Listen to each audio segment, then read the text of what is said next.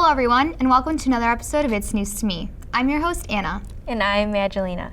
Today we will be highlighting important events happening worldwide, nationwide, and right here in our community. A shocking pledge to producing death-proof cars and SUVs by 2020 has been made by the Swedish car company Volvo. Not including those with a death wish by vehicle, the new Volvos ensure that driving one in 4 years will be safer than climbing a ladder to change a light bulb. As of right now, there are only 9 vehicle models that have no reported U.S. deaths in the past 4 years, one of them being the Volvo XC90. The incredible safety guarantee is developed by tracking how many people die in their vehicles each year. From this, engineers are then able to study and analyze how much safer their vehicles get after each new form of crash prevention technology. This also helps Volvo predict how much safer each model will be. By combining all of these new technologies, Volvo will ultimately create a car that can literally drive itself. There may just be another planet in our solar system. On Wednesday, January 20th, astronomers at the California Institute of Technology announced that they have found evidence of a planet far beyond the orbit of Pluto. They are calling it Planet 9. In their paper published in the Astronomical Journal by Michael Brown. Brown has not directly observed the planet, but him and other astronomers inferred its existence from the motion of recently discovered dwarf planets. If Planet 9 does exist, they predict it will be huge, about 2 or 4 times the diameter of Earth, which would make this the 5th largest planet. Here's a Municipal Minute with Bill McGrath. Hi, I'm Bill McGrath, the Batavia City Administrator. Today is Tuesday, January 19th, and this is the Municipal Minute portion of It's News to Me. There's a lot of things happening here at the city. Our Deputy Fire Chief, Randy Banker, has been hired as the new fire chief in Janesville, Wisconsin. It's just quite a compliment to both Randy's skills and the leadership of Chief Dykey and all the firefighters in the department, that a great leader can rise up from the ranks. And with that, we have a vacancy in the deputy chief position. We were lucky enough to have several very well qualified internal candidates, and Chief Dykey and our HR department ran the process for all those people. And as of last Friday, Ed Jankowskis, a Batavian, was determined to be and was appointed the next deputy chief. He'll be sworn in at a city council meeting, and we're really happy about that. We're also happy that we had several other people apply, and so I think we have a good set of qualified people waiting in the wings to help us in the future. Speedway Gas Station is going to be opening its gas station and service center at the corner of Wilson and Kirk Road, February 13th.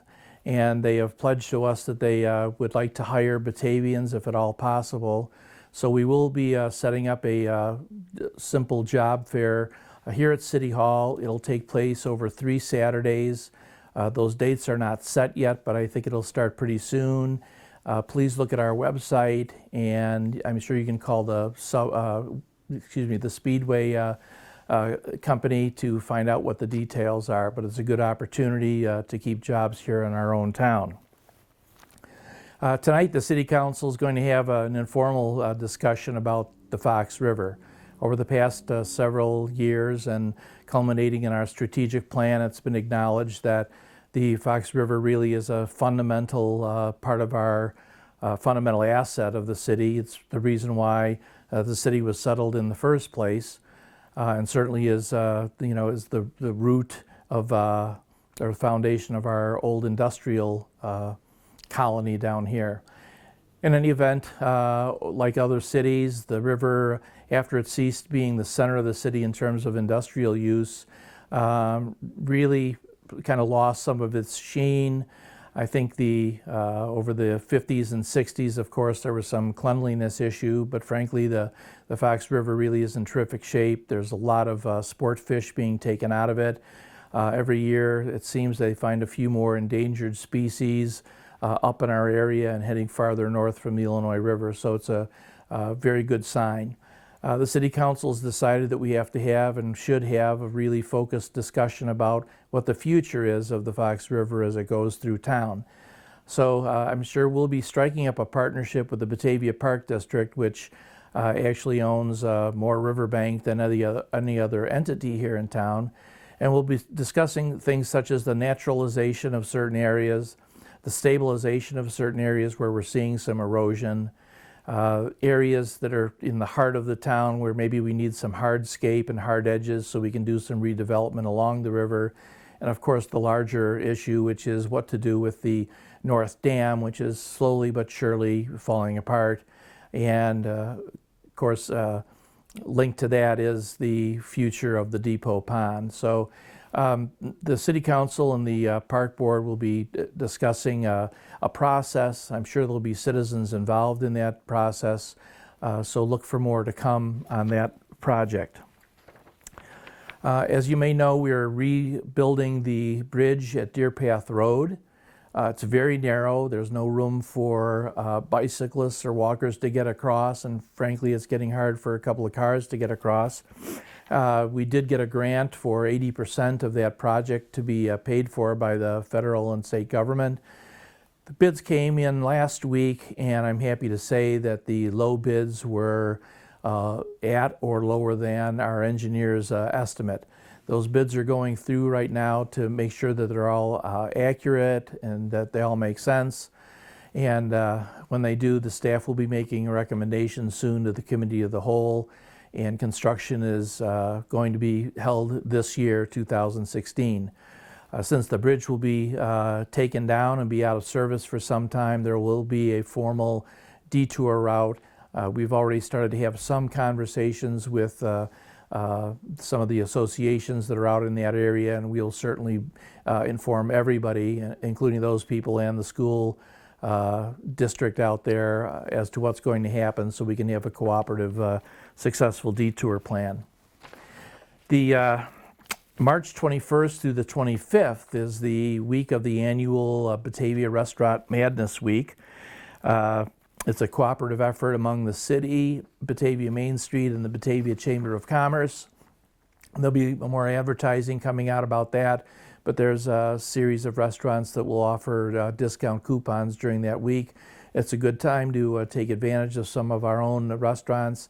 I think there are actually restaurants here in town that a lot of people have never heard of, and it's a really good time to get some of your friends and try it out. I think you'll be pleasantly pleased by the quality of some of the food down here. And lastly, the Chamber of Commerce holds its annual banquet on Saturday evening, January 30th. In addition to the OLI Awards, which award companies for either new construction or additions or remodeling excuse me, of commercial and industrial buildings, it will be the time when they formally award the Citizen of the Year award. And this year, the Citizen of the Year is Joanne Spitz. She's an incredible volunteer here in the city, and does a lot of things for the people in town who don't have all the resources that other people have, and it's really a wonderful thing. You can get details about attending that banquet at the Batavia Chamber of Commerce website. I hope you can attend to honor Joanne. That's all we have for this week, and we'll see you in a couple weeks with another session at the Municipal Minute. Thank you. Yet another protest took place on January 18th in Emeryville, California. The group of protesters blocked the westbound lanes of Bay Bridge heading into San Francisco that Monday afternoon. The protesters linked 5 cars with chains in order to block the traffic. Some protesters even chained themselves to the cars. A large sign was displayed on the ground that read, "Black Health Matters." About 30 minutes after the protest began, police moved in and began making arrests and quickly reopening 3 lanes. 25 protesters were taken into custody on the following charges of false imprisonment, unlawful assembly, and obstructing free passage. President Barack Obama visited Detroit, Michigan on Wednesday, January 20th to highlight the resurgence of the auto industry, address the Flint water crisis, as well as Detroit's education funding issues. Lunch between the president as well as Detroit's mayor, Mike Dugan, was planned for Wednesday, where they discussed the city's school closures and larger funding problems. Roughly 80% of the schools in the city system were closed on Wednesday due to high teacher absences, which were the staff's way to call the inadequate school funding to action. On Tuesday, January 19th, the president met with Flint's mayor, Karen Weaver, to discuss the water crisis and how it is affecting their population. Flint's water has recently been found to have a dangerously high amount of lead. This revelation has led to many accusations of political cover-ups as well as the accusations towards government officials. Now let's check it out with Michelle Martzel. Hello, I'm Michelle Martzel, Promotional Services Manager here at the Batavia Public Library. Antarctic Adventure, the Winter Library Club 2016, is underway and continues through Monday, February 29th. Families with children who are babies, preschoolers, and students in grades K through 8 are invited to register at the Youth Services Desk. Families will earn rewards as they complete the 4 levels on the Antarctic Adventure activity log. Winter Library Club also includes fun family programs, contests, and drawings with prizes the whole family can enjoy. High school students and adults are invited to participate in Antarctic Adventure by reading 3 books and filling out a reading log. When adults and high school students return the reading log to the reference desk, they'll receive a book prize or another small reward and be entered into a drawing for great prizes at the conclusion of Winter Reading Club. Reading logs are available at the reference desk. Antarctic Adventure is sponsored by the Friends of the Batavia Public Library. There are still seats available for the next Sundays on Stage program on January 24th. The Ron and Sandy's Aussie Show begins at 2 p.m. in the Founders Room. Ron and Sandy will perform new and old Aussie songs and will regale the audience with fun facts about Australian culture and animals. Sundays on Stage is sponsored by the Batavia Public Library Foundation. Here's a Winter Reading Club event for the family. Moms and dads, bring the family to the library's Science and Art Fair on Saturday, January 30th. The fair will be held from 11 a.m. till 2 p.m. in the Founders Room and the Youth Services Department. Children and parents can enjoy exhibits and activities provided by several area organizations, including Water Street Studios, DuPage Children's Museum, and the Fox Valley Wildlife Center. All of the activities and exhibits are suitable for children in preschool and older. There is no charge to attend the Science and Art Fair.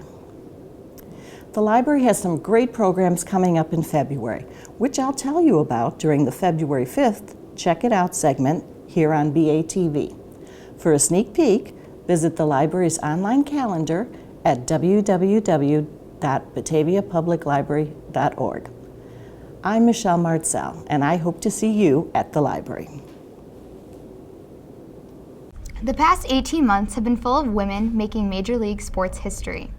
We have seen the first and the second full-time female assistant coaches in the NBA, the first female official in the NFL, the first female instructor in Major League Baseball, the first assistant coach intern in football, and most recently, the first officially employed female assistant coach in the NFL. On Wednesday, January 20th, the Buffalo Bills football program hired Catherine Smith to their special teams coaching staff. Will standardized tests be optional to get into Harvard? A new report released on Wednesday, January 20th, is recommending some changes into the application process.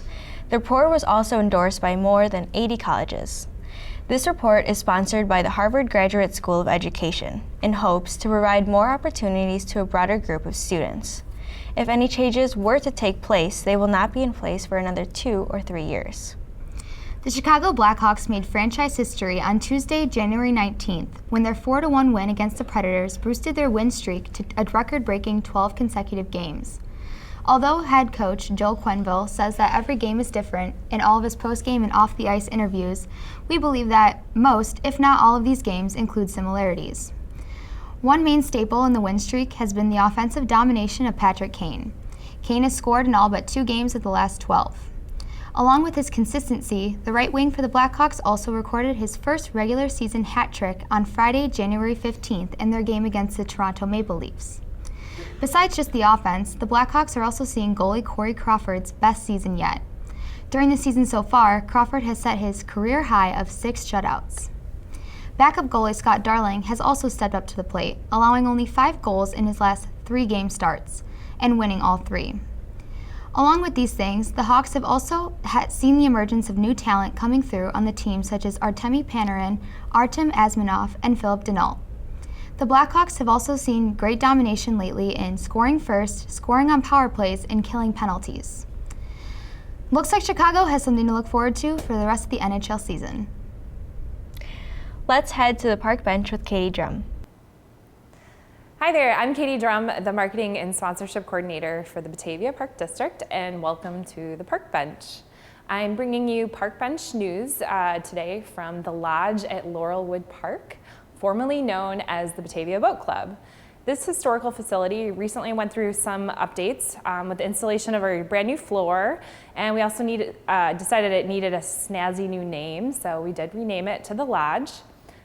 This is a really great facility. It's located at 1 Logan Street, adjacent to Laurelwood Park and off one of the Fox River trails. This is a fantastic facility to rent for a meeting or a private event such as a birthday party or a shower. It has great river views, a kitchen. It's a really great space. If you're interested in renting the Lodge for your upcoming event, please contact our facilities supervisor, Becca Adkins, at 630-406-5282, extension 2162 for more information. And winter is finally here, and we do want to remind the community about the rules for skating at Depot Pond. Even though it has been cold, the temperature must be below 0 for several days for the ice to become thick enough to be safe for skating. And it has to be 8 inches or greater of ice required before the pond is even cleared for skating.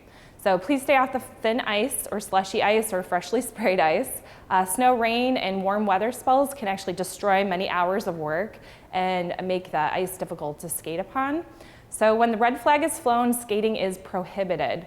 The Peg Bond Center will also be open as an unsupervised warming center until weather permitting, of course. And the doors open at 8 a.m. and are locked at 5 p.m. Only the foyer and the washrooms are accessible, and the district is not responsible for any lost or stolen items. The Peg Bond Center will be closed for rental use through February 20th. So safety is of utmost importance when it comes to using the Depot Pond for ice skating. So just don't forget to check the flag or contact us at 630-879-5235 to see if the pond is open for use. And Valentine's season is coming up. It's a great time to take your daughter, ages 3 to 12 years old, on a special date. Join us on Friday, February 5th for our annual Daddy-Daughter Date Night and enjoy entertainment, desserts, dancing, guessing games, and photographs. The price is $14 per person, and you can also sign up for a special dinner beforehand at Pal Joey's. So for more information about this event, please contact us again at 630-879-5235. Also, as you guys know, the volunteer spirit runs deep here in Batavia. Learn about local volunteer opportunities at the Batavia's Park District's annual volunteer fair happening on Saturday, February 6th.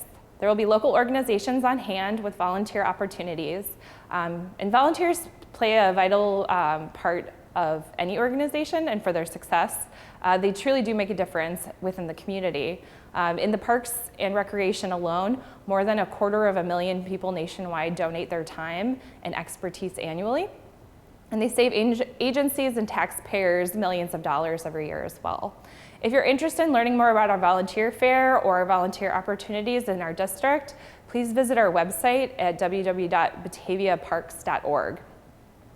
And also be sure to check out our Winter 2016 Fun Guide for all the great special events and programs we have coming this year. It's a new year, and it's never too late to learn or start something new. So we'll see you next time on the Park Bench. The Batavia High School Drama Program will be presenting a new stage adaptation of Louisa May Alcott's Little Women, a beloved Civil War-era classic, during the final weekend of January. This family-friendly story of a headstrong woman and her sisters is directed by Joshua Casburn and will be performed at the Batavia Fine Arts Center in the Black Box Theater January 28th through 30th at 7:30 p.m., with an additional matinee at 2 p.m. on Saturday, January 29th. Tickets are available online at bataviafineartscenter.org and at the box office. General admission is $12 online and $14 by phone and at the box office. Public inquiry says that there's a strong probability that 2 Russian agents were ordered to poison former spy Alexander Litvinenko. While he lay dying, Alexander accused Putin of being behind his murder. Alexander died from radioactive poisoning in a London hospital in November 2006. The inquiry just recently found more evidence, including the poison that they used in the killing. It was radioactive isotope polonium-210. Now here's Dominic Otero from the Batavia Fine Arts Center and Megan Rocha with some news about the BHS Improv Troupe, But Seriously Folks. Dominic Cotero here, telling you what's coming up here at the Batavia Fine Arts Center.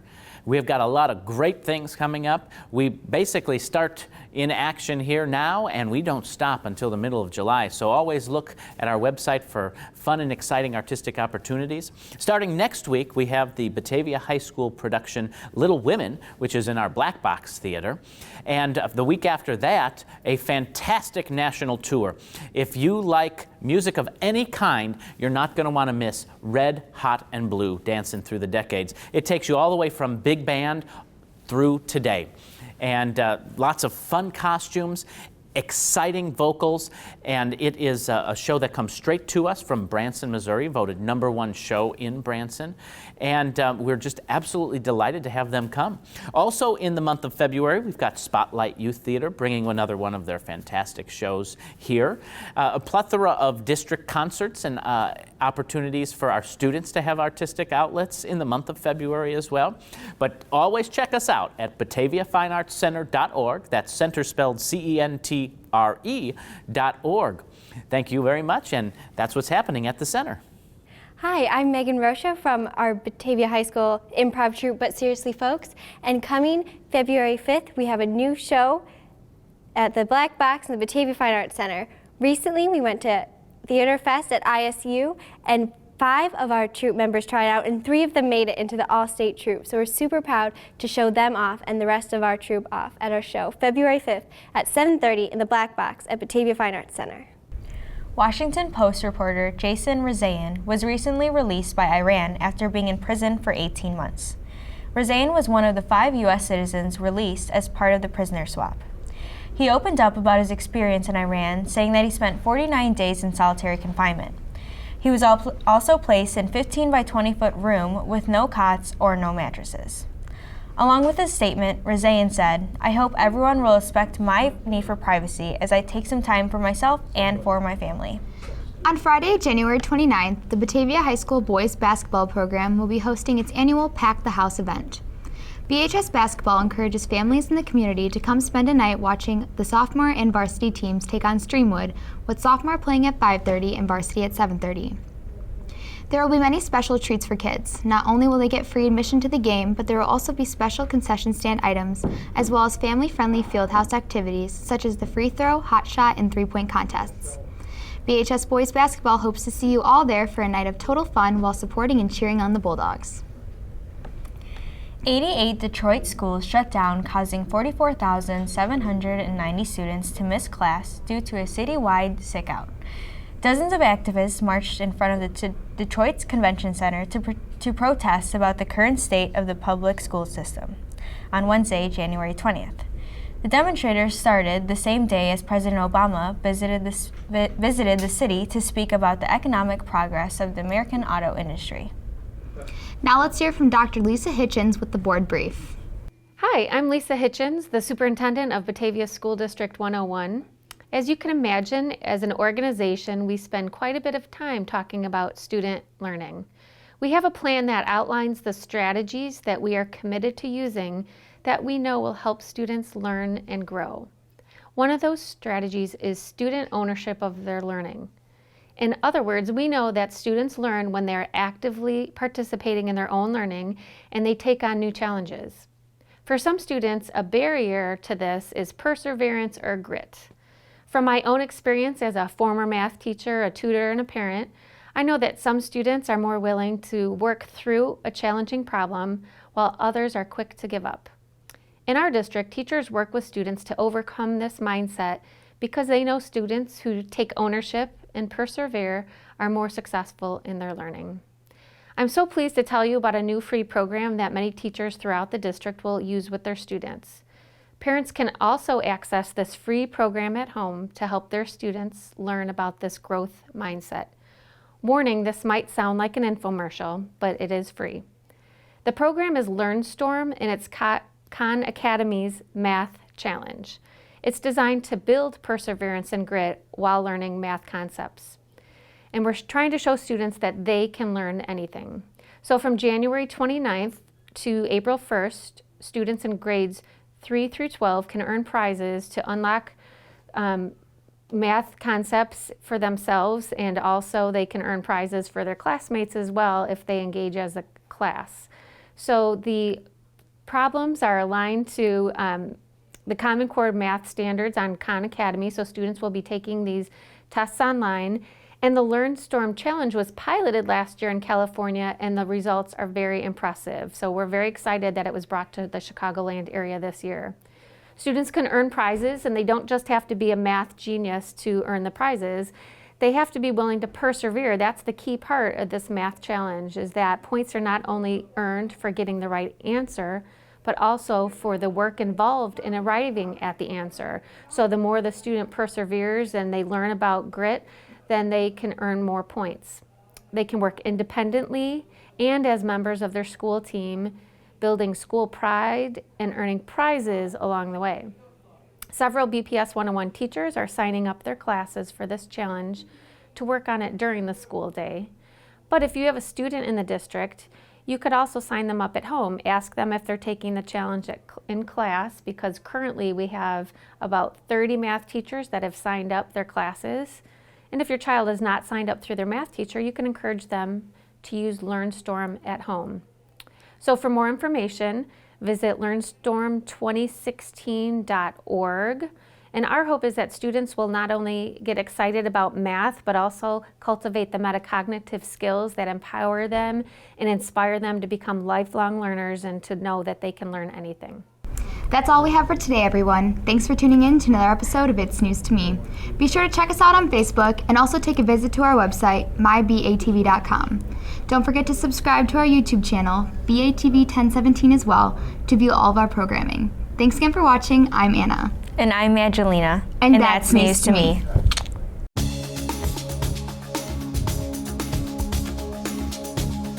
Hey, that's news to me.